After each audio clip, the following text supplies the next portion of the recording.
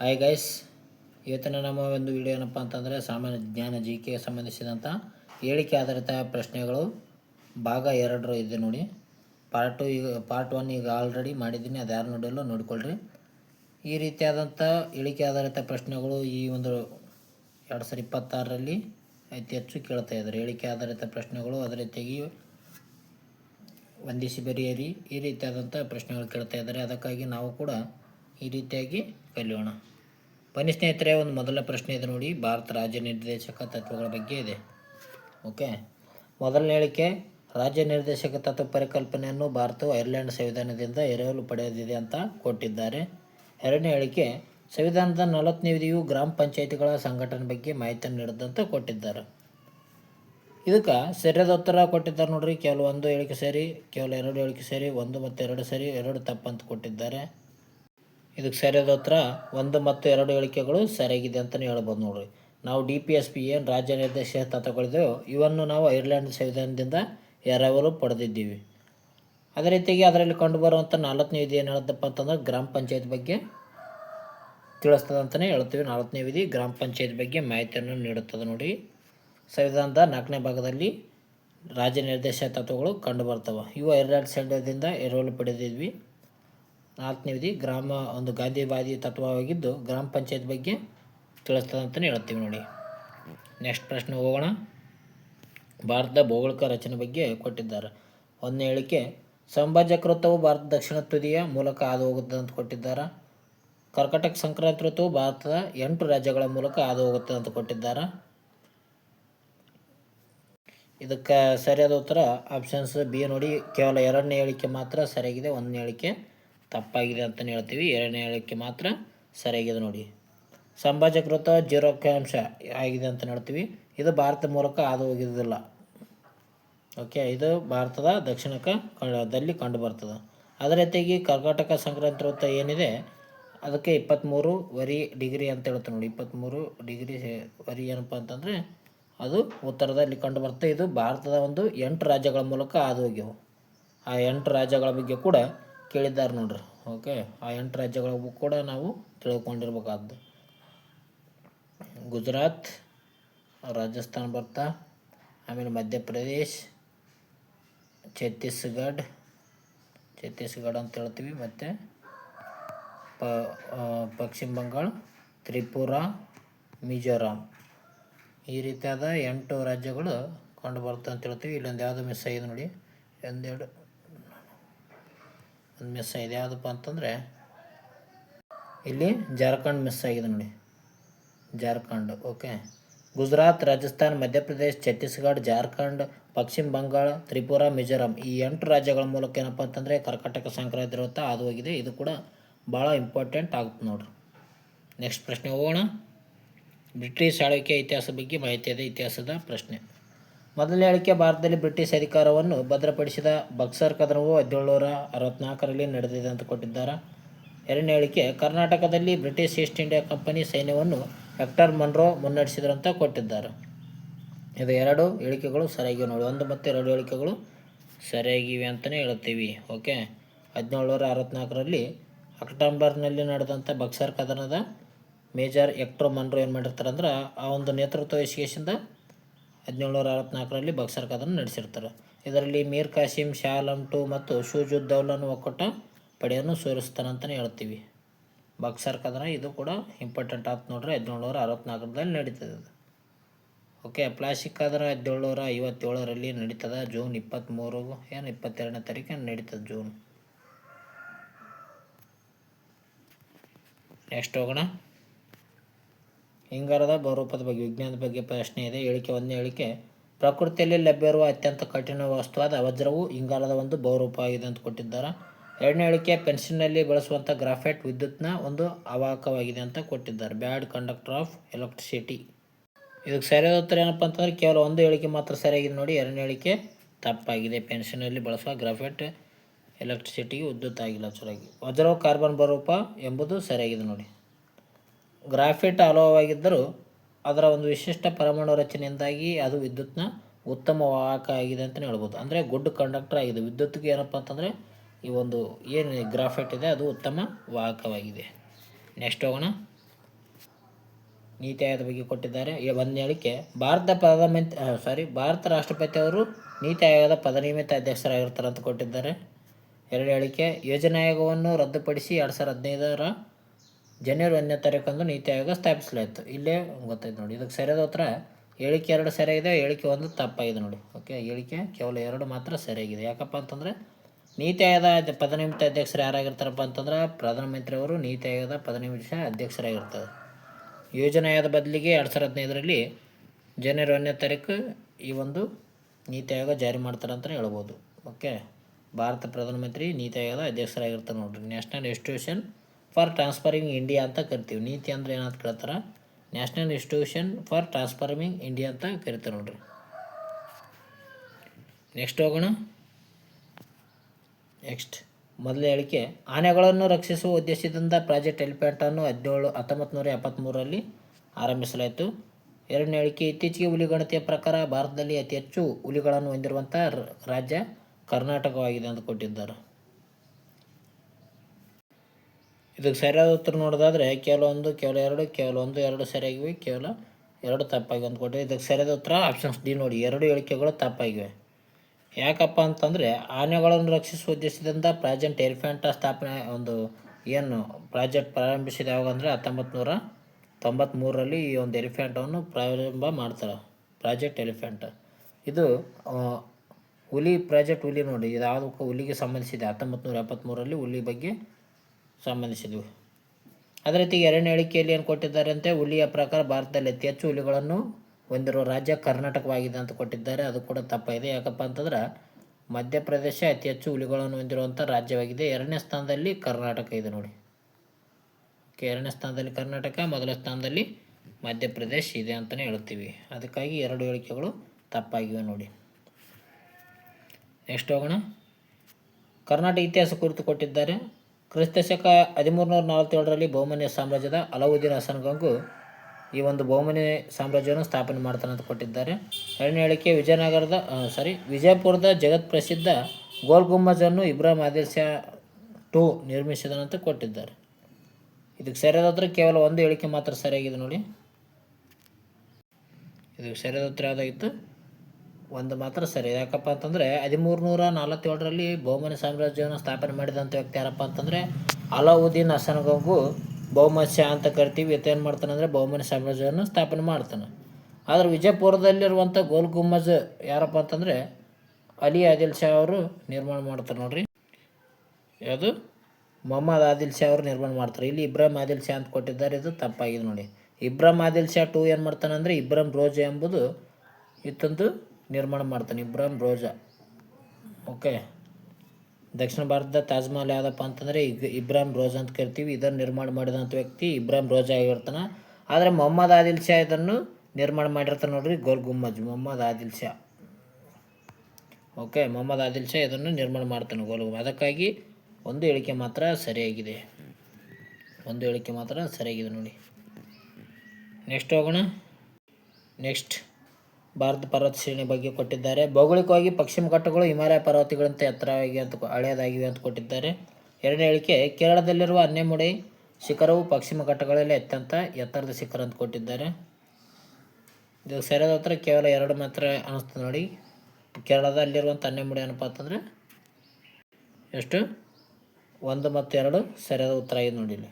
Okay, 1 ಮತ್ತು 2 ಸರಿಯಾದ ಉತ್ತರ. ಯಾಕಪ್ಪ ಅಂತಂದರೆ ಪಶ್ಚಿಮ ಘಟ್ಟಗಳು ಹಿಮಾಲಯದ ಪರ್ವತಗಳಂತ ಹಳೆಯದಾದಂಥ ಒಂದು ಬೆಟ್ಟಗಳಾಗಿವೆ. ಅದೇ ರೀತಿಯಾಗಿ ಕೇರಳದಲ್ಲಿರುವಂಥ ಆನೆಮುಡಿ ಏನಪ್ಪ ಅಂತಂದರೆ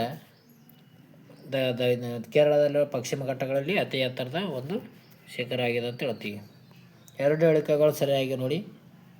ಇತ್ತೀಚೆಗೆ ಮಡಿಕೆಗೊಂಡು ರೂಪುಗೊಂಡಿರುವಂಥ ಎಳೆಯ ಪರ್ವತಗಳಾಗಿದ್ದಾರೆ. ಪಶ್ಚಿಮ ಒಂದು ಘಟ್ಟಗಳು ಅತ್ಯಂತ ಹಳೆಯ ಬ್ಲಾಕ್ ಪರ್ವತಗಳಾಗಿವೆ ನೋಡಿ. ಅತ್ಯಂತ ಹಳೆಯ ಬ್ಲಾಕ್ ಪರ್ವತಗಳಾಗಿವೆ. ಅದೇ ರೀತಿಗೆ ಆನೆಮುಡಿ ಏನಪ್ಪ ಅಂತಂದರೆ 2695 ಮೀಟ್ರಷ್ಟು ಉದ್ದ ಇದೆ. 2695 ಮೀಟ್ರಷ್ಟು ಎತ್ತರವಿದ್ದು ದಕ್ಷಿಣ ಭಾರತದ ಅತಿ ಎತ್ತರದ ಒಂದು ಶಿಖರ ಆಗಿದೆ ನೋಡಿ. ನೆಕ್ಸ್ಟ್ ಹೋಗೋಣ. ಇಸ್ರೋದ ಬಗ್ಗೆ ಕೊಟ್ಟಿದ್ದಾರೆ. ಇಸ್ರೋ ಅನ್ನು 1969 ಆಗಸ್ಟ್ 15ರಂದು ಅಧಿಕೃತವಾಗಿ ಸ್ಥಾಪಿಸಲಾಯಿತು ಅಂತ ಕೊಟ್ಟಿದ್ದಾರೆ. 1ನೇ ಹೇಳಿಕೆ. 2ನೇ ಹೇಳಿಕೆ ಇಸ್ರೋದ ಪ್ರಧಾನ ಕಚೇರಿ ಆಂಧ್ರ ಪ್ರದೇಶದ ಶ್ರೀಹರಿಕೋಟದಲ್ಲಿದೆ ಅಂತ ಕೊಟ್ಟಿದ್ದಾರೆ.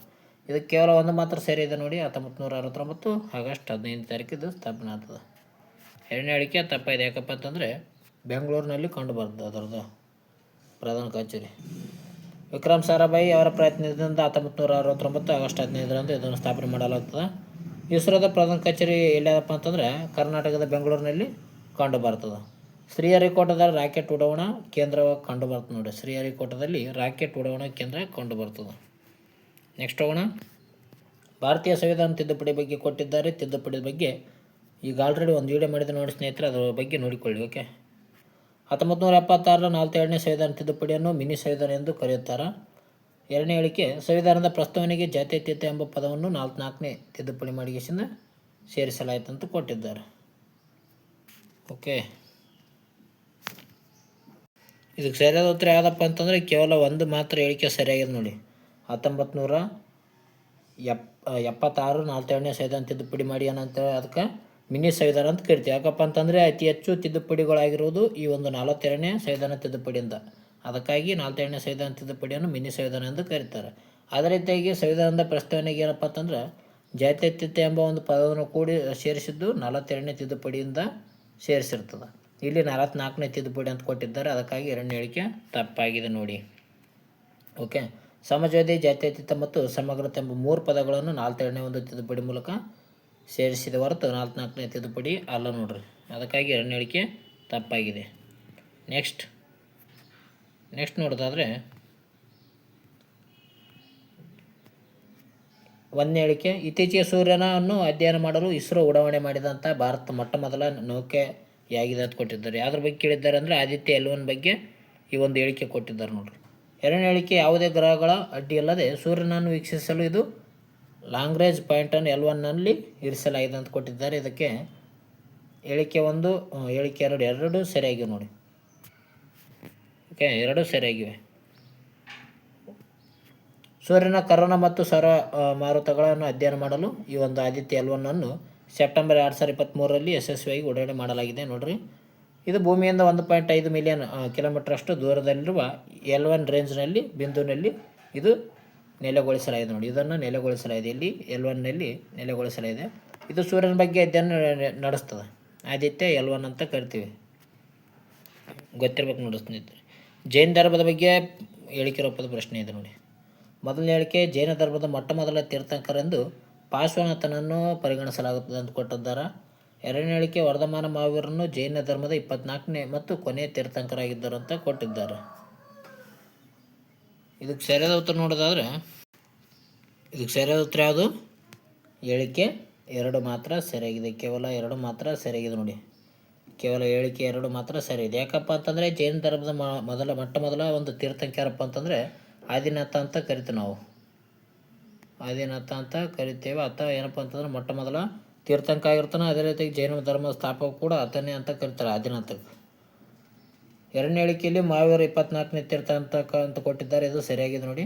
24ನೇ ತೀರ್ಥಂಕ ಮಹಾವೀರ ಆಗಿರ್ತಾನೆ. ಅದೇ ರೀತಿಯಾಗಿ ಪಾರ್ಶ್ವನಾಥ ಏನಪ್ಪ ಅಂತಂದರೆ 23ನೇ ತೀರ್ಥಂಕ ಆಗಿರ್ತಾನೆ. ಪಾರ್ಶ್ವನಾಥ 23ನೇ ತೀರ್ಥಂಕ. ಓಕೆ, ಕೊಟ್ಟಿದ್ದಾರೆ ನೋಡಿ. 23ನೇ ತೀರ್ಥಂಕ ಯಾರಪ್ಪ ಅಂತಂದರೆ ಒಂದು ಪಾರ್ಶ್ವನಾಥ ಆಗಿರ್ತಾನೆ. 24ನೇದು ಮಹಾವೀರ ಆಗಿರ್ತಾನೆ. ಋಷಭನಾಥ ಅಥವಾ ಆದಿನಾಥ ಅಂತ ಕರಿತೀವಿ ನಾವು. ಏನಪ್ಪ ಅಂತಂದರೆ ಜೈನ ಧರ್ಮದ ಮೊದಲ ತೀರ್ಥಂಕ ಆಗಿರ್ತಾನೆ ನೋಡ್ರಿ. ನೆಕ್ಸ್ಟ್ ಕರ್ನಾಟಕ ನದಿ ವ್ಯವಸ್ಥೆ ಬಗ್ಗೆ ಕೊಟ್ಟಿದ್ದಾರೆ. ಒಂದನೇ ಹೇಳಿಕೆ ಉತ್ತರ ಕನ್ನಡದ ಕಾಳಿ ನದಿಯು ಪೂರ್ವಾಭಿಮುಖವಾಗಿ ಹರಿದು ಬಂಗಾಳ ಕೊಲ್ಲಿಯನ್ನು ಸೇರುತ್ತದೆ ಅಂತ ಕೊಟ್ಟಾರ. ಎರಡನೇ ಹೇಳಿಕೆ ಕೃಷ್ಣಾ ನದಿ ಉಗಮ ಸ್ಥಾನವು ಕರ್ನಾಟಕದ ಕೊಡಗು ಜಿಲ್ಲೆಯಲ್ಲಿ ತಲಕಾವೇರಿಯಲ್ಲಿ ಆಗುತ್ತೆ ಅಂತ ಕೊಟ್ಟಾರ. ಸರಿಯಾದ ಉತ್ತರ ಕೇವಲ 2 ಹೇಳಿಕೆ ಮಾತ್ರ ಸರಿಯಾಗಿದೆ ಎಂಬುದು ಸರಿಯಾಗಿದೆ ನೋಡಿ. ಯಾಕಪ್ಪ ಅಂತಂದರೆ ಕೃಷ್ಣಾ ನದಿ ಉಗಮ ಸ್ಥಾನ ಎಲ್ಲಿ ಆಗ್ತದಂದ್ರೆ ಕರ್ನಾಟಕ ಕೊಡಗು ಜಿಲ್ಲೆಯ ತಲಕಾವೇರಿಯಲ್ಲಿ ಆಗ್ತದೆ. ಒಂದನೇ ಹೇಳಿಕೆ ತಪ್ಪು. ಯಾಕಪ್ಪ ಅಂತಂದರೆ ಕಾಳಿ ನದಿ ಏನಪ್ಪ ಅಂತಂದರೆ ಪೂರ್ವಕ್ಕೆ ಹರಿದು ಬಂಗಾಳ ಕೊಲ್ಲಿ ತಲುಪ್ತದೆ ಎಂಬುದು ತಪ್ಪಾಗಿದೆ. ಇದು ಅರಬ್ಬಿ ಸಮುದ್ರವನ್ನು ತಲುಪುತ್ತದೆ, ಅರಬಿಯನ್ನು ತಲುಪುತ್ತದೆ. ಪಶ್ಚಿಮಕ್ಕೆ ಹರಿಯುವಂಥ ನದಿಯಾಗಿದೆ ನೋಡಿ ಈ ಒಂದು ಕಾಳಿ ನದಿ. ಓಕೆ, ಕಾಳಿ ನದಿ ಇಲ್ಲಿ 2 ಸರಿ ಮಿಸ್ಟೇಕ್ ಆಯ್ತು ನೋಡ್ರಿ. ಸ್ವಲ್ಪ ಹಿಂಗೆ ಓದುವಾಗ ಸರಿಯಾಗಿ ನೋಡಲಿಲ್ಲ ಅಂದರೆ ಹಿಂಗೆ ಕೃಷ್ಣಾ ನದಿ ಅಂತ ಕೊಟ್ಟಿದ್ದಾರೆ. ಇದು ನಾನು ಕಾವೇರಿ ನದಿ ಅಂದ್ಕೊಂಡೆ. ಕೃಷ್ಣಾ ನದಿ ಏನಪ್ಪ ಅಂತಂದರೆ ಇದು ಮಹಾರಾಷ್ಟ್ರದ ಮಹಾಬಲೇಶ್ವರನಲ್ಲಿ ಹುಟ್ಟುತ್ತದೆ. ಇದು ಕರ್ನಾಟಕದಲ್ಲಿ 1400 ಕಿಲೋಮೀಟರ್ ಇರ್ತದೆ. ಇಲ್ಲಿ ತಲಕಾವೇರಿ ಎಂಬುದು ಕೊಟ್ಟದ್ದು ಕಾವೇರಿ ನದಿಗೆ ಸಂಬಂಧಿಸಿದಂತೆ ಮಾಡ್ಕೊಂಡಿದ್ದೆ, ಅದಕ್ಕಾಗಿ ಎರಡು ಹೇಳಿಕೆ ಎರಡನೇ ಹೇಳಿಕೆ ಸರಿಯಾಗಿದೆ. ಇಲ್ಲಿ ಎರಡು ಹೇಳಿಕೆ ತಪ್ಪಾಗಿ ನೋಡಿ. ಕೃಷ್ಣ ನದಿ ಏನಪ್ಪ ಅಂತಂದರೆ ಮಹಾಬಲೇಶ್ವರನಲ್ಲಿ ಹುಟ್ಟುತ್ತದ, ಇದು ತಲಕಾವೇರಿನಲ್ಲಿ ಹುಟ್ಟೋದು ಕಾವೇರಿ ನದಿ ನೋಡ್ರಿ. ಓಕೆ, ಅದಕ್ಕೆ ಎರಡು ಹೇಳಿಕೆ ತಪ್ಪಾಗಿವೆ. ಕಾಳಿ ನದಿಯು ಪಶ್ಚಿಮಕ್ಕೆ ಹರಿತದೆ, ಕಾರವಾರದ ಬಳಿ ಅರಬ್ಬಿ ಸಮುದ್ರ ಸೇರ್ತದೆ. ಅದೇ ರೀತಿಯಾಗಿ ತಲಕಾವೇರಿಯಲ್ಲಿ ಹುಟ್ಟುವುದು ಯಾವುದಪ್ಪ ಅಂತಂದ್ರೆ ಕಾವೇರಿ ನದಿ. ಕೃಷ್ಣ ನದಿ ಏನಪ್ಪ ಅಂತಂದ್ರೆ ಮಹಾರಾಷ್ಟ್ರದ ಮಹಾಬಲೇಶ್ವರನಲ್ಲಿ ಇರ್ತದೆ. ಇದು 1400 ಕಿಲೋಮೀಟ್ರಷ್ಟು ಉದ್ದವಾಗಿದೆ ಅಂತಲೇ ಹೇಳ್ತೀವಿ. ಓಕೆ, ಇಲ್ಲಿ ಮಿಸ್ಟೇಕ್ ಆಯ್ತು ನೋಡಿ ಸ್ನೇಹಿತರೆ, ಎರಡು ಹೇಳಿಕೆ ತಪ್ಪಾಗಿವೆ. ಸರಕು GST ಬಗ್ಗೆ ಕೇಳಿದ್ದಾರೆ ನೋಡಿ ಪ್ರಶ್ನೆ. ಒಂದನೇದು GST ಮಂಡಳಿ ಅಧ್ಯಕ್ಷತೆಯನ್ನು RBI ಗವರ್ನರ್ ವಹಿಸುತ್ತಾರೆ ಅಂತ ಕೊಟ್ಟರ. ಎರಡನೇ ಹೇಳಿಕೆ ಭಾರತದಲ್ಲಿ GSTಯನ್ನು 2017 ಜುಲೈ 1ರಂದು ಅಧಿಕೃತವಾಗಿ ಜಾರಿಗೆ ತರಲಾಯಿತು ಅಂತ ಕೊಟ್ಟರು.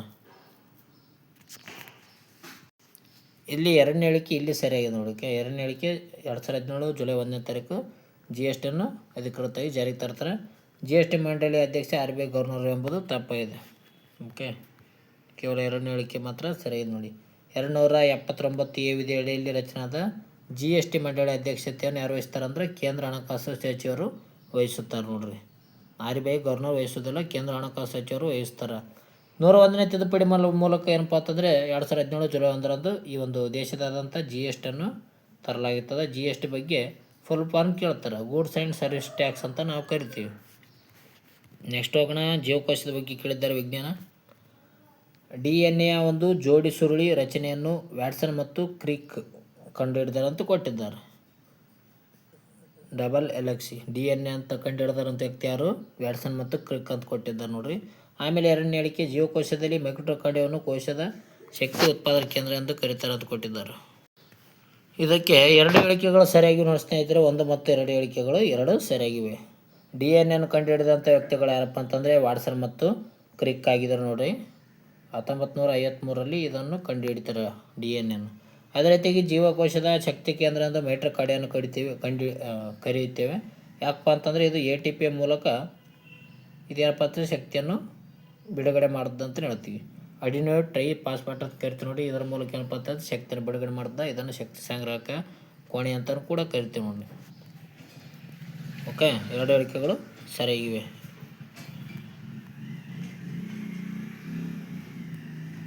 ನೆಕ್ಸ್ಟ್, ಭಾರತ ಸಂಸತ್ತಿನ ಬಗ್ಗೆ ಹಣಕಾಸು ಮಸೂದೆ ಬಗ್ಗೆ ಕೇಳಿದ್ದಾರೆ. ಹಣಕಾಸು ಮಸೂದೆಯನ್ನು ಕೇವಲ ಲೋಕಸಭೆಯಲ್ಲಿ ಮಾತ್ರ ಮೊದಲು ಮಂಡಿಸಬಹುದು. ಎರಡನೇ ಹೇಳಿಕೆ, ಒಂದು ಮಸೂದೆ ಹಣಕಾಸು ಮಸೂದೆ ಅಥವಾ ಅಲ್ಲವೇ ಎಂಬುದನ್ನು ಲೋಕಸಭಾ ಸ್ಪೀಕರು ಅವರು ಅಂತಿಮ ನಿರ್ಧರಿಸುತ್ತಾರೆ ಅಂತ ಕೊಟ್ಟಿದ್ದಾರೆ. ಎರಡು ಹೇಳಿಕೆಗಳು ಸರಿಯಾಗಿ ನೋಡಿ. ಹಣಕಾಸು ಮಸೂದೆಯನ್ನು ಲೋಕಸಭೆಯಲ್ಲಿ ಮಾತ್ರ ಮಂಡಿಸಬಹುದು. ಓಕೆ, ಎರಡು ಹೇಳಿಕೆಗಳು ಸರಿಯಾಗಿವೆ. 110ನೇ ಒಂದು ಇದೇ ಪ್ರಕಾರ ಏನಪ್ಪ ಅಂತಂದರೆ ಮನಿ ಬಿಲ್ ಕುರಿತಾದ ಹೇಳಿಕೆಗಳು ಸರಿಯಾಗಿವೆ. ಈ ಮಸೂದೆಯನ್ನು ರಾಜ್ಯಸಭೆಯಲ್ಲಿ ಮಂಡಿಸುವಂತೆಲ್ಲ, ಕೇವಲ ಲೋಕಸಭೆಯಲ್ಲಿ ಮಂಡಿಸಬಹುದು.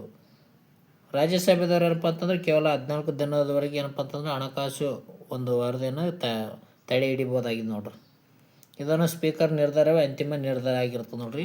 ಈ ಒಂದು ಹಣಕಾಸು ಮಸೂದೆ ಹಣಕಾಸು 30 ಲೋಕಸಭೆ ವ್ಯಕ್ತಿಗಳು ಇರ್ತಾರೆ, 30 ಸದಸ್ಯರು ಈ ಒಂದು ಹಣಕಾಸು ಮಸೂದೆಯಲ್ಲಿ ಕಂಡು ಬರ್ತಾರೆ ನೋಡ್ರಿ. ಜಾಗತಿಕ ಒಕ್ಕೂಟದ ಬಗ್ಗೆ ಪ್ರಶ್ನೆ ಇದೆ. ವಿಶ್ವಸಂಸ್ಥೆಯ ಯುನೈಟೆಡ್ ನೇಷನ್ಸ್ ಅಂತ ಕರಿತೀವಿ. ಇದರ ಪ್ರಧಾನ ಕಚೇರಿ ಸ್ವಿಟ್ಜರ್ಲ್ಯಾಂಡ್ನ ಒಂದು ಜಿನೆವಾದಲ್ಲಿದೆ ಅಂತ ಕೊಟ್ಟಿದ್ದಾರೆ.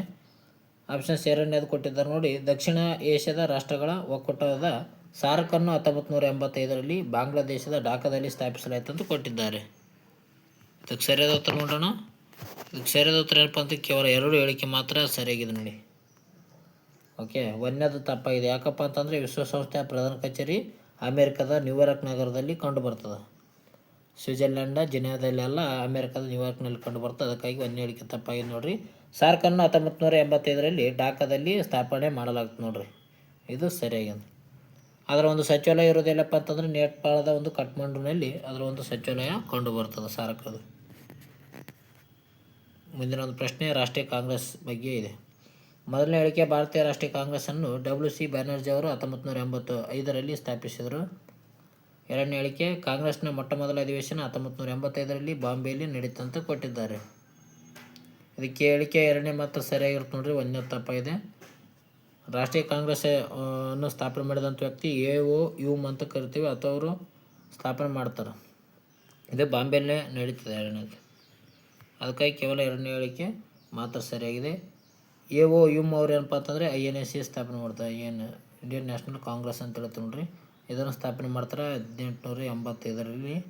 ಆ ಒಂದು ಸಮಯದಲ್ಲಿ ಭಾರತದ ಒಂದು ವೈಸ್ರಾಯ್ ಯಾರಾಗಿರ್ತಪ್ಪ ಅಂತಂದರೆ ಲಾರ್ಡ್ ಡಫರಿನ್ ಆಗಿರ್ತಾರೆ ನೋಡಿ. ಡಫರಿನ್ ಆಗಿರ್ತಾರೆ ಅವರು. ಎ ಓ ಯುಮ್ ಅವರನ್ನು ಪಕ್ಷಿಯ ಒಂದು ಏನದು ಪಕ್ಷಿ ಪಿತಾಮಹ ಅಂತ ಕರಿತಾರೆ. ಪಕ್ಷಿಗಳ ಒಂದು ಪಿತಾಮಹ. ಅದೇ ರೀತಿ ಗೋಕುಲ್ದಾಸ್ ತೇಜ್ಪಾಲ್ ಕಾಲೇಜಿನಲ್ಲಿ ನಡೆದ ಮೊದಲ ಅಧಿವೇಶನ ಬಾಂಬೆಯಲ್ಲಿ ನಡೀತದೆ ನೋಡ್ರಿ, ಮೊಟ್ಟ ಮೊದಲದು. WC ಬ್ಯಾನರ್ಜಿ ಅವರು ಏನಪ್ಪ ಅಂತಂದರೆ ಈ ಒಂದು ಮೊದಲ ಅಧ್ಯಕ್ಷರಾಗಿರ್ತಾರೆ. INC ಅದು ಮೊದಲ ಅಧ್ಯಕ್ಷರು WC ಬ್ಯಾನರ್ಜಿ. ನೆಕ್ಸ್ಟ್ ಪ್ರಶ್ನೆ ಭೌಗೋಳಿಕ ಲಕ್ಷಣ ಬಗ್ಗೆ ಇದೆ ನೋಡಿ. ಏಷ್ಯಾದಲ್ಲಿರುವ ಗೋಬಿ ಮರುಭೂಮಿಯು ಜಗತ್ತಿನ ಅತಿ ದೊಡ್ಡ ಉಷ್ಣ ಮರುಭೂಮಿಯಾಗಿದೆ ಅಂತ ಕೊಟ್ಟಿದ್ದಾರೆ. ಅದೇ ರೀತಿಯಾಗಿ ಎರಡನೇ ಹೇಳಿಕೆ ದಕ್ಷಿಣ ಅಮೆರಿಕದ ಅಮೆಜಾನ್ ನದಿಯು ಅತಿ ಉದ್ದವಾದ ನದಿಯಾಗಿದೆ ಅಂತ ಕೊಟ್ಟಿದ್ದಾರೆ. ಇದಕ್ಕೆ ಎರಡು ಹೇಳಿಕೆಗಳು ತಪ್ಪಾಗಿವೆ ನೋಡಿ. ಎರಡು ಹೇಳಿಕೆಗಳು, 4ನೇದು ಸರಿಯಾಗಿದೆ, 2 ಹೇಳಿಕೆಗಳು ತಪ್ಪಾಗಿವೆ. ಯಾಕಪ್ಪ ಅಂತಂದರೆ ಏಷ್ಯಾದಲ್ಲಿರೋ ಗೋಬಿ ಮರುಭೂಮಿ ಜಗತ್ತಿನ ಅತಿ ದೊಡ್ಡ ಉಷ್ಣ ಮರುಭೂಮಿ ಎಂಬುದು ತಪ್ಪಾಗಿದೆ. ಜಗತ್ತಿನ ಅತಿ ದೊಡ್ಡ ಉಷ್ಣ ಮರುಭೂಮಿ ಸಹಾರಾ ಮರುಭೂಮಿ. ಇದು ಆಫ್ರಿಕಾದಲ್ಲಿ ಕಂಡು ಬರ್ತದೆ. ಸಹಾರಾ ಮರುಭೂಮಿ ಜಗತ್ತಿನ ಅತಿ ದೊಡ್ಡ ಉಷ್ಣ ಮರುಭೂಮಿ. ಅದೇ ರೀತಿಯಾಗಿ ಜಗತ್ತಿನ ಅತಿ ದೊಡ್ಡ ಉದ್ದವಾದ ನದಿ ಯಾವುದಪ್ಪ ಅಂತಂದರೆ ನೈಲ್ ನದಿ ಅಂತ ಕರಿತೇವೆ ನೋಡ್ರಿ. ಇದು ಕೂಡ ಈಜಿಪ್ಟ್ನಲ್ಲಿ ಕಂಡು ಬರ್ತದೆ. ನೈಲ್ ನದಿ ಅಂತ ಹೇಳ್ತೇವೆ ನಾವು. ಇಲ್ಲಿ ಅಮೆಜಾನ್ ಅಂತ ಕೊಟ್ಟಿದ್ದಾರೆ. ಇದು ದೊಡ್ಡದಾದ ನದಿ ಅಮೆಜಾನ್ ನದಿ. ಜಗತ್ತಿನ ದೊಡ್ಡದಾದ ನದಿ ಅಮೆಜಾನ್ ನದಿ ನೋಡ್ರಿ. ಜಗತ್ತಿನ ಅತಿ ಉದ್ದವಾದ ನದಿ ನೈಲ್ ನದಿ ಆಗಿದೆ. ಇದು ಈಜಿಪ್ಟ್ನಲ್ಲಿ ಕಂಡು ಬರುತ್ತೆ. ಜಗತ್ತಿನ ಅತಿ ದೊಡ್ಡ ಉಷ್ಣ ಮರುಭೂಮಿ ಯಾವುದಂದ್ರೆ ಸಹಾರಾ ಮರುಭೂಮಿ. ಓಕೆ. ಆಫ್ರಿಕಾದ ಸಹಾರಾ ಮರುಭೂಮಿ ಅಂದರೆ ಜಗತ್ತಿನ ಅತಿ ದೊಡ್ಡ ಉಷ್ಣ ಮರುಭೂಮಿ. ಆಫ್ರಿಕಾದ ನೈಲ್ ನದಿ ಜಗತ್ತಿನ ಅತಿ ಉದ್ದವಾದ ನೈಲ್ ನದಿ ಆಗಿದೆ ನೋಡಿ. ಅಮೆಜಾನ್ ನದಿ ಏನಪ್ಪ ಅಂತಂದರೆ ನೀರಿನ ಪ್ರಮಾಣ ಆಧಾರದಲ್ಲಿ ಅತಿ ದೊಡ್ಡದಾದ ನದಿಯಾಗಿದೆ. ಅಂದರೆ ಅತಿ ದೊಡ್ಡದಾದ ನದಿ ಅಮೆಜಾನ್, ಅತಿ ಉದ್ದವಾದ ನದಿ ನೈಲ್ ನದಿ. ಅತಿ ಉಷ್ಣವಾದ ಮರುಭೂಮಿ ಯಾವುದಪ್ಪ ಅಂತಂದರೆ ಸಹಾರಾ ಮರುಭೂಮಿ. ಅತಿ ದೊಡ್ಡ ಶೀತವಾದ ಮರುಭೂಮಿ ಯಾವುದಪ್ಪ ಅಂತಂದರೆ ಅಂಟಾರ್ಟಿಕ್ ಮರುಭೂಮಿ. ಓಕೆ, ಶೀತ ಮರುಭೂಮಿ ಅಂಟಾರ್ಟಿಕ್ ಮರುಭೂಮಿ. ಜಗತ್ತಿನ ಅತಿ ದೊಡ್ಡ ಮರುಭೂಮಿ ಅಂದರೆ ಯಾವುದಪ್ಪ ಅಂತಂದರೆ ಅಂಟಾರ್ಟಿಕ್ ಮರುಭೂಮಿ ನೋಡ್ರಿ, ಸಹಾರಾ ಮರುಭೂಮಿ ಅಲ್ಲ. ಜಗತ್ತಿನ ಅತಿ ಒಂದು ಉಷ್ಣ ಮರುಭೂಮಿ ಸಹಾರಾ ಮರುಭೂಮಿ. ಜಗತ್ತಿನ ಅತಿ ದೊಡ್ಡ ಮರುಭೂಮಿ ಅಂಟಾರ್ಟಿಕ್ ಮರುಭೂಮಿ. ಜಗತ್ತಿನ ಅತಿ ದೊಡ್ಡ ಶೀತ ಮರುಭೂಮಿ ಅಂಟಾರ್ಟಿಕ್ ಮರುಭೂಮಿ. ಈ ರೀತಿಯಾಗಿ ಇರ್ತವೆ. ಓಕೆ, ಕೊನೆಯ ಪ್ರಶ್ನೆ ಇದೆ ನೋಡಿ. ಕರ್ನಾಟಕ ಕಲೆ ಮತ್ತು ವಾಸ್ತುಶಿಲ್ಪದ ಬಗ್ಗೆ ಮಾಹಿತಿ ಇದೆ. ಮೊದಲನೇ ಹೇಳಿಕೆ ಯಕ್ಷಗಾನವು ಕರಾವಳಿ ಒಂದು ಕರ್ನಾಟಕ ಪ್ರದೇಶದ ಸಾಂಪ್ರದಾಯಿಕ ರಂಗಭೂಮಿ ಕಲೆಯಾಗಿದೆ. ಎರಡನೇ ಹೇಳಿಕೆ ಬಾಗಲಕೋಟೆ ಜಿಲ್ಲೆಯ ಪಟ್ಟದಕಲ್ಲು ಸ್ಮಾರಕಗಳು ಹೊಯ್ಸಳರ ವಾಸ್ತುಶಿಲ್ಪಕ್ಕೆ ಶೈಲಿಗೆ ಉದಾಹರಣೆಯಾಗಿವೆ ಅಂತ ಕೊಟ್ಟಿದ್ದಾರೆ. ಈ ಒಂದು ಪ್ರಶ್ನೆಗೆ ನೀವು ಕಮೆಂಟ್ ಮೂಲಕ ಉತ್ತರ ತಿಳಿಸಿ. ಓಕೆ, ಈ ಒಂದು ಪ್ರಶ್ನೆಗೆ ನೀವು ಕೂಡ ಕಮೆಂಟ್ ಮೂಲಕ ಉತ್ತರ ತಿಳಿಸಿ ಯಾವುದು ಕರೆಕ್ಟ್ ಇದೆ ಅಂತ. ಅದೇ ರೀತಿಯಾಗಿ ಈ ಒಂದು ವಿಡಿಯೋ ಇಷ್ಟ ಆಯಿತು ಅಂದರೆ ಲೈಕ್ ಮಾಡಿ, ಶೇರ್ ಮಾಡಿ. ಯಾರು ಹೊಸಬರು ಇದ್ರೆ ಅಂದರೆ ಸಬ್ಸ್ಕ್ರೈಬ್ ಆಗಿರಿ. ಇದರಿಂದ ಏನಾಗ್ತಂದ್ರೆ ನಮ್ಮೊಂದು ವಿಡಿಯೋದಿಂದ ನಿಮ್ಮ ಒಂದು ಓದಿಗೆ ಭಾಳ ಸಹಾಯಕಾರಿ ಆಗ್ತದೆ ಅಂತ ಹೇಳ್ಬೋದು. ಓಕೆ ಸ್ನೇಹಿತರೆ, ಈ ಒಂದು ವಿಡಿಯೋ ಇಷ್ಟ ಆಗಿದೆ ಅಂತ ಅನ್ಕೊತೀನಿ. ಯಾಕಪ್ಪ ಅಂತಂದರೆ ಹೇಳಿಕೆ ರೂಪದ ಒಂದು ಪ್ರಶ್ನೆಗಳಾವ. ಅದೇ ರೀತಿಗೆ ಅಂದರೆ ರಿವಿಷನ್ ಕೂಡ ಆದಂಗಾಗುತ್ತೆ. ಓಕೆ, ನೋಡಿದ್ದಕ್ಕಾಗಿ ಎಲ್ಲರಿಗೂ ಧನ್ಯವಾದಗಳು. ಮುಂದಿನ ನೋಡಿದಲ್ಲಿ ಸಿಗೋಣ. ಟೇಕ್ ಕೇರ್, ಬಾಯ್.